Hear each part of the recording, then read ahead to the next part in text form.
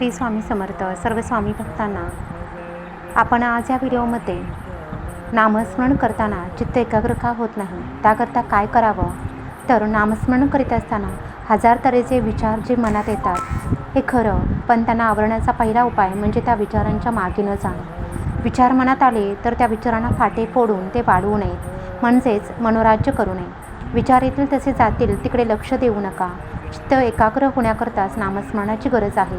चित्ताची एकाग्रता ही फार पुढची पायरी आहे. चित्त चंचल आहे, त्याला कुठेतरी स्थिर करून ठेवल्याशिवाय भागत नाही आणि म्हणून ते नामात गुंतवून ठेवावे. नामस्मरण करीत असताना ते नाम आपल्या कानाने ऐकावे, म्हणजे एकाग्रता व्हायला मदत होईल. एकाग्रता झाल्याशिवाय नाम घेण्यात अर्थ नाही आणि नामाशिवाय एकाग्रता होणार नाही या संशयात न पडता साधे सोपे नाम घ्यावे, म्हणजे आपोआप एकाग्रता येईल. आणि दुसरी गोष्ट अशी की ज्याची आपल्याला आवड असते त्यात आपल्याला एकाग्र होता येतं. आपल्याला विषयाची आवड असते म्हणून विषयाचे सेवन करताना आपण एकाग्र होतो, पण त्याचप्रमाणे विषयाच्या ऐवजी आपण परमात्म्याची आवड धरली तर त्याच्या ठिकाणी एकाग्र होता येणार नाही का. आणि म्हणून आज विषयाची जितकी आवड आहे तितकीच देवाच्या प्राप्तीबद्दलही आवड ठेवावी, म्हणजे आपल्याला त्याच्या ठिकाणी एकाग्र होता येईल. एकाग्र होणं म्हणजे त्या ठिकाणी समरस होणं. मीठ पाण्यात टाकलं म्हणजे ते पाण्याहूनही वेगळं राहतं का. योग केल्याने एकाग्र होता येईल खरे, पण जोपर्यंत समाधी आहे तोपर्यंतच ती एकाग्रता टिकेल.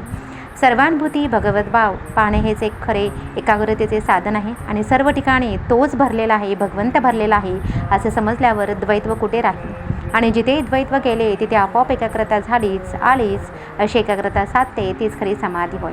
मनुष्य अगदी एकटा असला किंवा एकांतात असला तरी आपल्या कल्पनेने तो अनेक माणसे आपल्या भोवती गोळा करतो आणि विशेषतः विद्वान लोकांना कल्पना जास्त असतात आणि तेव्हा कल्पना करायची तर ती भगवंताशिवाय करूया. भगवंत हा दाता आहे, त्राता आहे, सुख देणार आहे अशी कल्पना आपण करूया आणि त्यातच खरे हित आहे.